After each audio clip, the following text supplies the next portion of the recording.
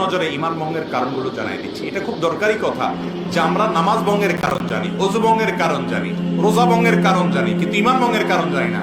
ঈমান কি ভাঙে না ভাঙে না? ওযু ভাঙলে, নামাজ ভাঙলে সেটা বড় বিষয় না ঈমান ভাঙলে সেটা বড় বিষয়? ঈমান ভাঙলে সেটা বড় বিষয়। ঈমান কিসে ভাঙে আপনি যদি না জানেন তাহলে জোড়া লাগাবেন কেমনি? ভাঙলে আবার সেটা আবার নবায়ন করবেন, রিপেয়ার করবেন কিভাবে? রিপেয়ার যদি না করতে পারেন, আপনার বয়স ৮০-৯০ চলে গেছে, ঈমান কতবার ভেঙে বসে আছে আপনি জানেনও না, জোড়া লাগান নাই, তাহলে তো আপনি বেঈমান হয়ে দুনিয়া থেকে যাচ্ছেন। ডেঞ্জারাস না বিষয়টা? এই যে ঈমান ভঙ্গের কারণগুলো সম্পর্কে জানা দরকার আছে না নাই? আমি এক নজরে সংক্ষেপে বলে দিচ্ছি। ঈমান ভঙ্গের কারণগুলোকে ওলামায়ে কেরাম নানাভাবে ব্যাখ্যা করেছেন। মৌলিক কারণ খুবই কম। এর ভিতরে প্রসিদ্ধ একটা ব্যাখ্যা হলো যে ঈমান ভঙ্গের 10টি কারণ আছে। এই 10টি কারণের ভিতরে সর্বপ্রথম কারণ হলো শিরকে আকবর করা, আল্লাহর সঙ্গে কাউকে শরীক সাব্যস্ত করা।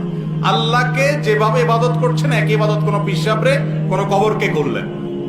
আপনি আল্লাহকে যেভাবে উপাসনা করতেছেন সেই উপাসনাটা যদি কোনো মানুষকে করেন, আল্লাহকে যে ইবাদত নিবেদন করতেছেন সেই ইবাদত একইভাবে অন্য কোনো মানুষ বা ব্যক্তিকে বা কোনো বস্তুকে করেন, যেভাবে মুশরিকরা কোনো মূর্তির সামনে ইবাদত করে সে যেরকম শিরকে লিপ্ত হয়, মুশরিক হয়ে যায়, মুসলমানের সন্তান ঈমান আনার পরে যদি শিরকে আকবর করে তাহলে সেক্ষেত্রে সে কি হয়?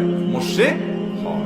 এই বড় শিরক, এটা ঈমান ভঙ্গের কারণ। বড় শিরক কিভাবে হয়, বিস্তারিত হয়, এগুলো আমরা জানবো ইনশাআল্লাহ বিইذনিল্লাহ অন্য কোনো আলোচনায়। দ্বিতীয়ত, আল্লাহর সাথে বান্দার যদি কোনো মিডিয়া সাব্যস্ত করেন, কিরকম মিডিয়া?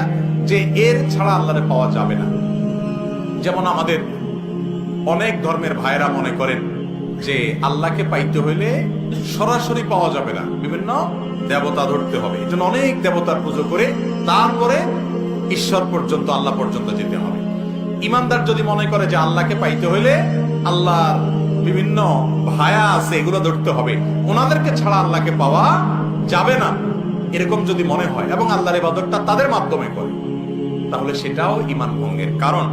তৃতীয়ত, ঈমান ভঙ্গের কারণ হলো যে যদি কেউ মনে করে যে ব্যক্তি অমুসলমান, কাফের, ভিন্ন ধর্মের অনুসারী, বেঈমান, ঈমান আনেন নাই, মনে করে যে না তারটাও ঠিক আছে, তাহলে এই লোক বেঈমান, এই লোক ঈমান থেকে খারিজ হয়ে যায়, এটা ঈমান ভঙ্গ হয়ে যাওয়ার মতো কারণ।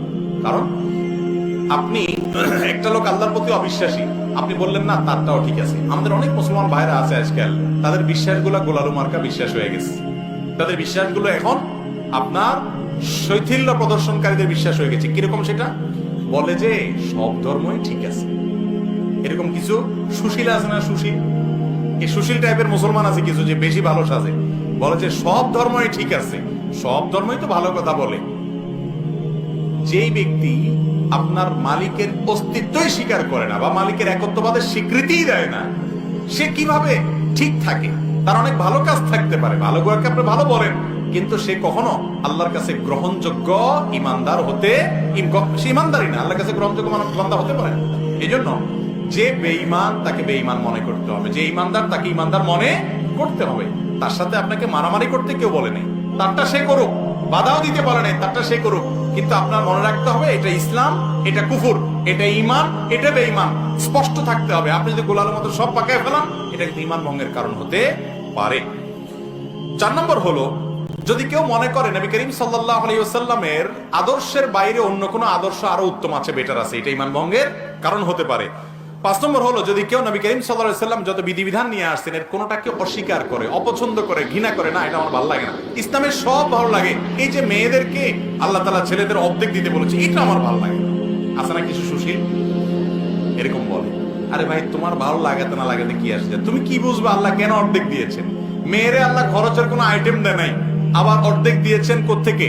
বাপের সম্পদ থেকে, মায়ের সম্পদ থেকে, আবার স্বামীর সম্পদ থেকেও ভাগ পাবে, সন্তান থেকেও ভাগ পাবে, মহর তো পাবেই। খরচ কিন্তু 1 টাকাও নেই। আর ছেলের খরচ সব জায়গায় আছে। শ্বশুর বাড়িতে গেলে মিষ্টি পোল্টাটাও তার নিতে হয়, বাবার বাড়িতে গেলে ফলের প্যাকেটটাও তার কিনতে হয়, বউয়ের খানার টাকাও দিতে হয়, নিজেরটা তো দেওয়া লাগেই। তারপরে বলা হয়েছে তার 2 টাকা।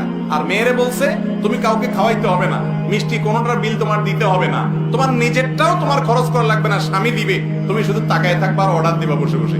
এরপর তোমাকে 1 টাকা দিলাম। বেশি দেওয়া হয়েছে না কম দেওয়া হয়েছে? কিছু ভাই আছেন যাদের মাথায় বুদ্ধি শুদ্ধি এত কম, এরা হিসাব নিকার বুঝে না, অঙ্ক বুঝে না, বলে যে ইসলাম মেয়েদেরকে ঠকাইছে, আমার এটা ভালো লাগে না। আপনার বুঝে আসুক আর না আসুক, আল্লাহ তাআলা যা বলেছেন ওর ভিতরেই কল্যাণ আছে, আপনি হয়তো বুঝেন না। আপনি মানুষ হয়ে, সৃষ্টি হয়ে আল্লাহর সব নির্দেশের রহস্য কিভাবে বুঝবেন?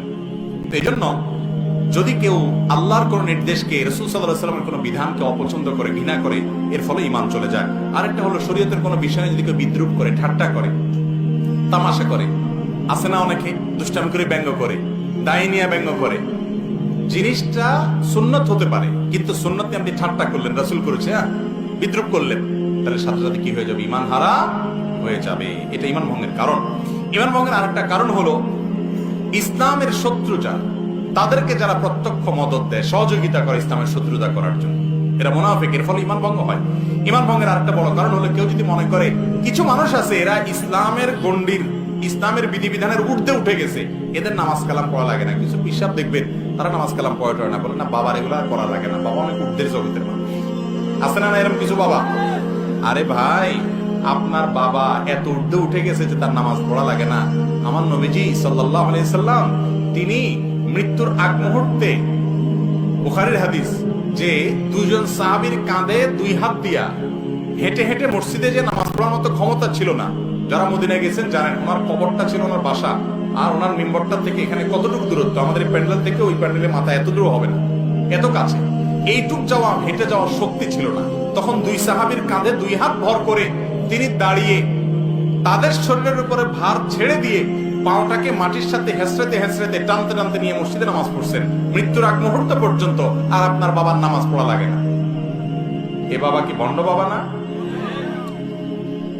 আল্লাহ কোরআনে বলছেন, ওয়াবুদ রাব্বাকা হাত্তা ইয়াতিয়াকাল ইয়াকিন, তোমরা আল্লাহর ইবাদত করো ইয়াকিন আসার আগ পর্যন্ত। বলে যে আমাদের বাবার ইয়াকিন এসে গেছে, আর লাগে না।